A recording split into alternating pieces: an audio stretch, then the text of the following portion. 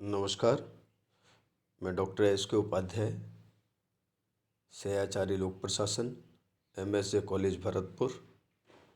आज हम BA second year के फर्स्ट प्रश्न पत्र भारत में प्रशासनिक संस्थाएं के टॉपिक भारत में वित्त आयोग संगठन एवं कार्य विषय पर चर्चा करेंगे। वित्त आयोग क्या है?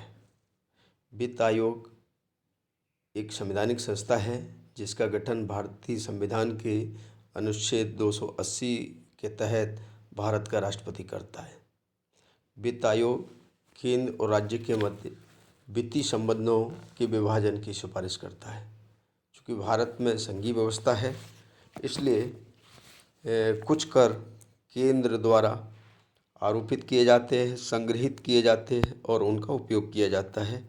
कुछ कर राज्यों के द्वारा संग्रहित, आरोपित और उपयोग किए जाते हैं। कुछ इसके अतिरिक्त कुछ अनुदान भी है जो राज्यों को केंद्र की ओर से मिलता है। इसी कर राजस्व के वितरण के लिए अनुच्छेद 280 में वित्त आयोग के गठन का प्रावधान है।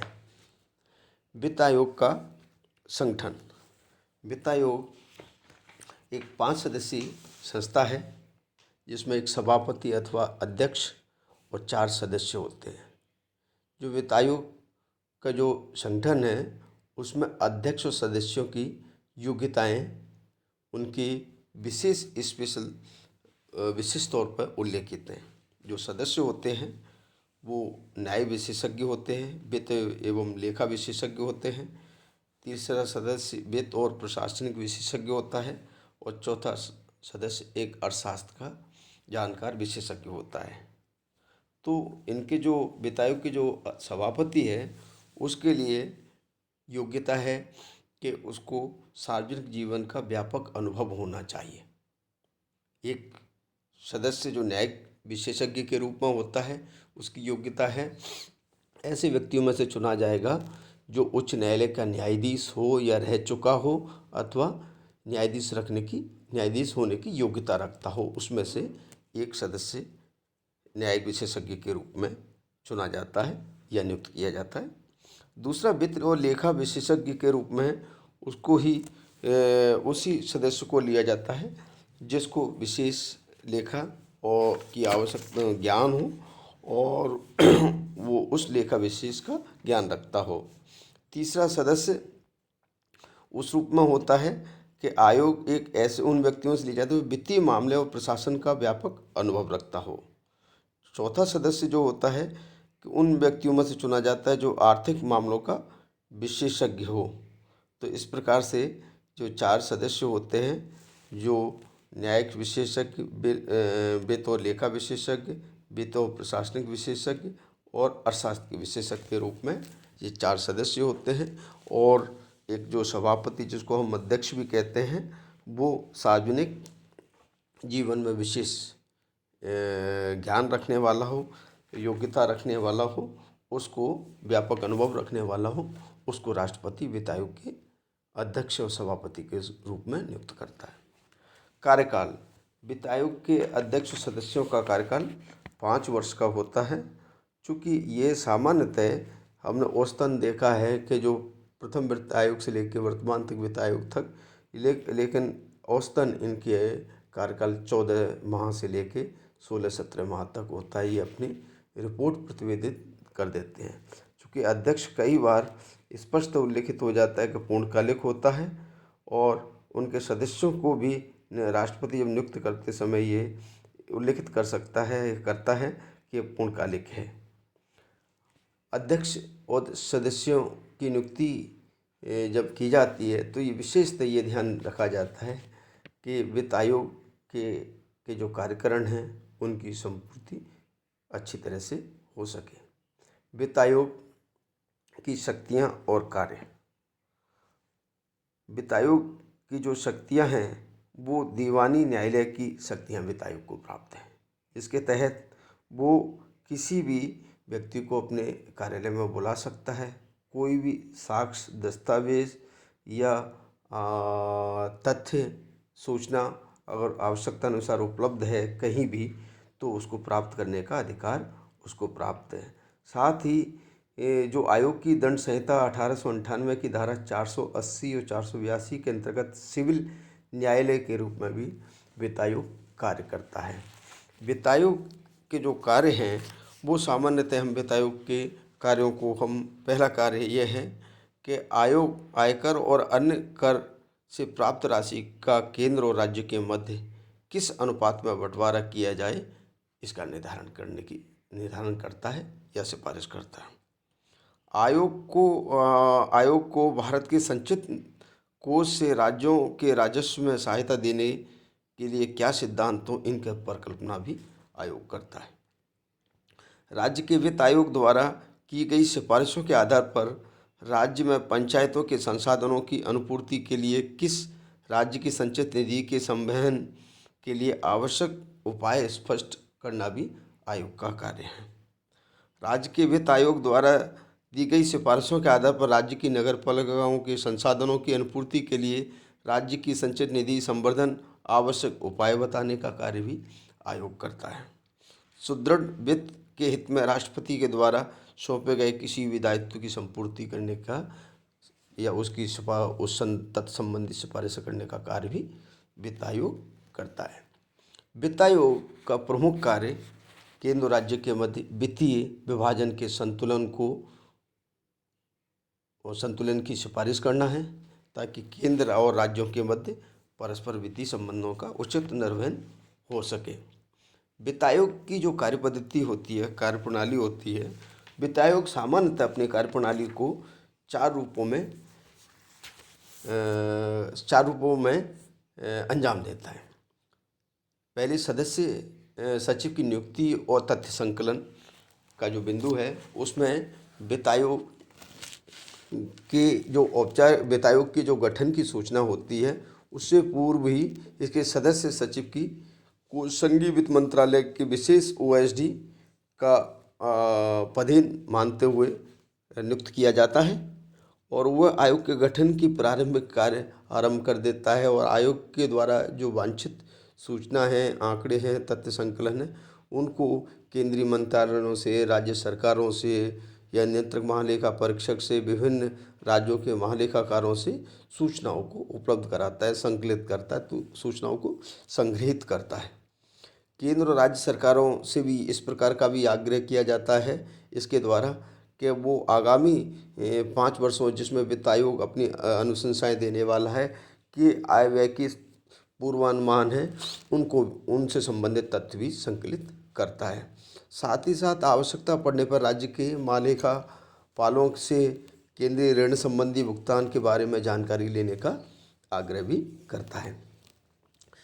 तथ्य संकलन के बाद दूसरा बिंदु राज्यों से विचार विमर्श का आता है। वित्त आयोग समस्त सूचनाओं को उपलब्ध होने के पश्चात राज्य के प्रतिनिधियों से विचार विमर्श करता है। खासकर ये विचार विमर्श औपचारिक और अनौपचारिक दोनों तरह का होता है। ये विचार विमर्श राज्यों की सामान्यतः वित्त आयोग के कार्यालय में भी संभव होता है। संभव से मतलब वित्त आयोग के कार्यालय में भी ये विचार विमर्श किया जाता है, या सामान्यतः ये विचार विमर्श प्रत्येक राज्य की राजधानियों में किया जाता है, जहाँ राज्य के मुख्यमंत्री, वित्त मंत्री और अन्य मंत्रियों के सम्मुख ये विचार विमर्श औपचारिक अनौपचारिक होता है। मुख्यमंत्री, वित्त मंत्री, अन्य मंत्रियों से वित्तीय संसाधनों के एकत्रण, वितरण, तत्संबंधी नीतियों संबंधी विषयों पर चर्चा की जाती है। आवश्यकता अनुसार राज्य के जो महालेखापाल होते हैं उनसे भी सूचनाएं संकलित की जाती है और इन मीटिंगों में औपचारिक रूप से राज्यों के महालेखापाल की उपस्थिति आवश्यक मानी जाती है तथ्यों की, सूचनाओं की आवश्यक जानकारी हेतु।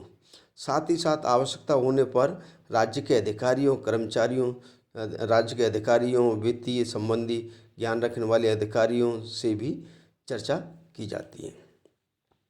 तीसरा बिंदु नागरिकों, गैर सरकारी संस्थाओं के संगठनों से भी विचार आमंत्रण किया जाता है। वित्त आयोग की कोशिश रहती है कि वित्तीय सिद्धांतों के निरूपण के लिए, तथ्यों के उचित संकलन के लिए और आवश्यकता अनुसार उचित सिद्धांतों के निर्माण के लिए सरकार के अलावा नागरिकों, गैर सरकारी संगठनों से भी उचित संवाद स्थापित किया जाए। इसी कड़ी में सक्षम, योग्य और ज्ञानवान विशेषज्ञ व्यक्तियों से, खासकर जो गैर सरकारी संगठन हैं, इनमें जैसे कि chambers of commerce and industry आती है, अनेक विधानसभा सदस्य होते हैं, संसद सदस्य होते हैं, विश्वविद्यालय के जागरूक शिक्षक होते हैं, अर्थशास्त्री होते हैं, आर्थिक विषयों का ज्ञान रखने वाले होते हैं, वित्त लेखा विषयों का ज्ञान रखने वाले व्यक्ति होते हैं।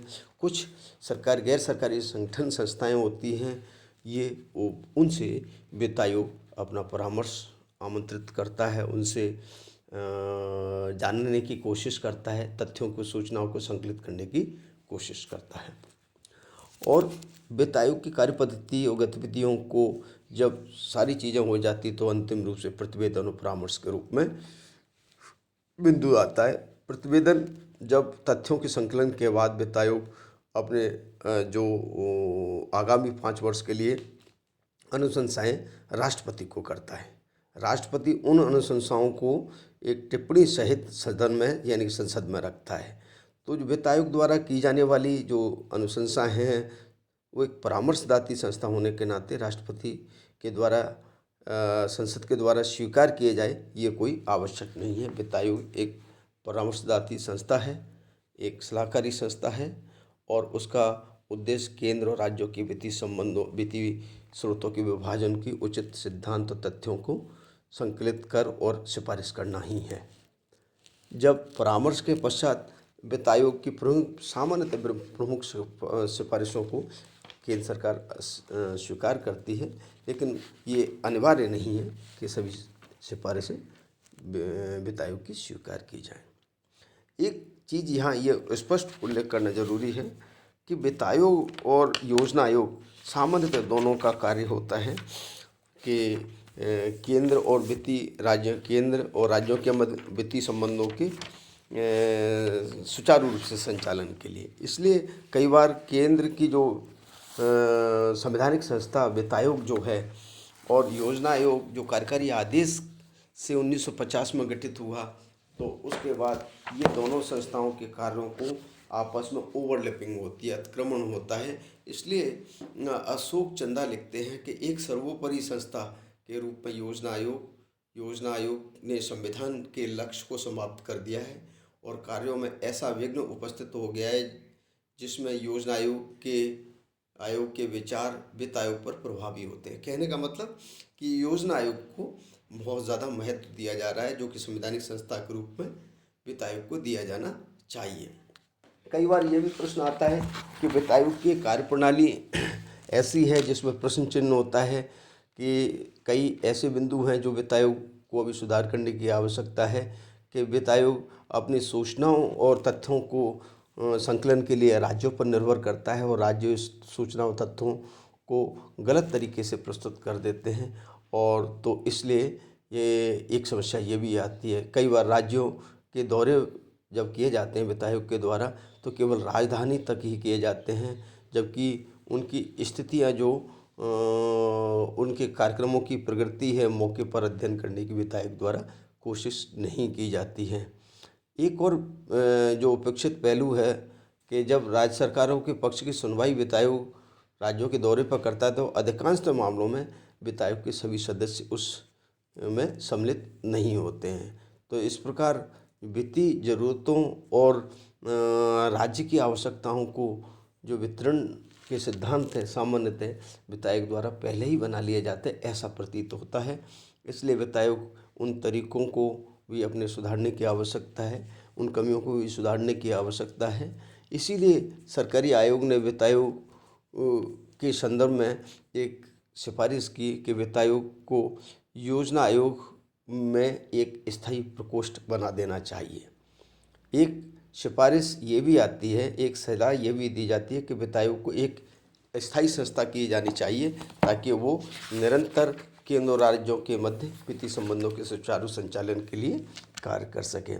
फिर भी संक्षिप्त में हम ये कह सकते हैं केंद्र और राज्यों में स्पष्ट वित्तीय विभाजन हो सके, उनमें टकराव उत्पन्न नहीं हो, इसलिए केंद्र राज्यों के मध्य राजस्व में समानता हो और सिद्धांतों में न्याय की व्यवस्था हो। इसलिए आर्थिक दृष्टि से पिछड़े राज्यों को अधिक प्राथमिकता मिले और राष्ट्र के विकास की प्रक्रिया में योजना आयोग वित्त आयोग एक सुचारू संगठन के रूप में कार्य कर सकें। इसलिए वित्त आयोग को सुदृढ़ संस्था के रूप में स्थापित किए जाने की और अधिक आवश्यकता है। धन्यवाद।